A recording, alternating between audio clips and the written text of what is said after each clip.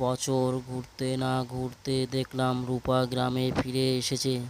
কিছু দিনের মধ্যে জানা গেল যে ছেলেটার সাথে বিয়ে হয়েছিল সে একটা অসাধু ব্যবসায়ী।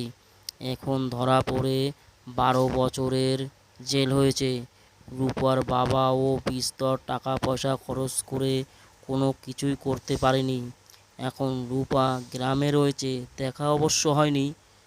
ওর বাবার সঙ্গে দু একবার দেখা হয়েছে। কী রকম হয়ে গেছে লোকটা!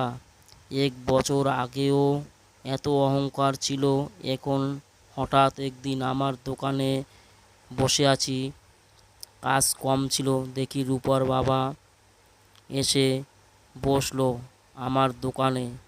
নানা কথা বলতে লাগলো, পুরনো দিনের সব কথা। ভালো লাগছিল। গল্প করতে করতে 9টা বেজে গেছে। হঠাৎ হুঁশ ফিরে এলো সুরজিতের কথায়। বলল, দাদা বাড়ি চলো, 9টা বেজে গেছে। বললাম, হ্যাঁ চল।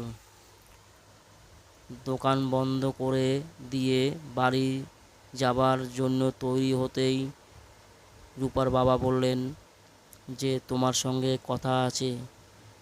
বলুন। এখনই না, কাল। সবার সামনে বলতে পারবো না। তাহলে কখন বলবেন? কাল। ঠিক আছে। সকাল 11টার সময় সুনীলবাবু, রূপার বাবা এলে সুরজিৎকে রান্না করার দায়িত্ব দিয়ে বা অন্যান্য লোককে অন্য কাজে দিয়ে বললাম, বলুন আপনার কি কথা বলবেন। আমি তোমার দোকানে একটা কাজ চাই। আপনি কি আমাকে অপমান করতে চান? না বাবা না, সত্যি আজ আমার একটা কাজ দরকার। ঠিক আছে, আপনি কাল সকালে একবার আসবেন। সুনীলবাবুকে কি কাজ দেব বুঝতেই পারছি না।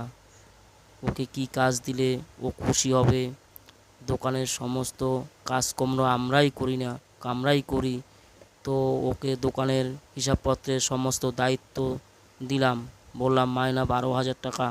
আপনার চলবে তো? হ্যাঁ বাবা, চলবে, আমার কোনো অসুবিধা হবে না। দেখলাম শ্রমিকদের মধ্যে একটা সমস্যা এবং অসন্তোষ তৈরি হলো। অনেকে দুপুরের খাবারও খেলো না। সবাইকে আলাদা করে ডেকে আরও 1,000 টাকা বাড়িয়ে তবে শান্ত করলাম। বছর 2 পর রূপার বাবা 3-4 কাজে আসলো না।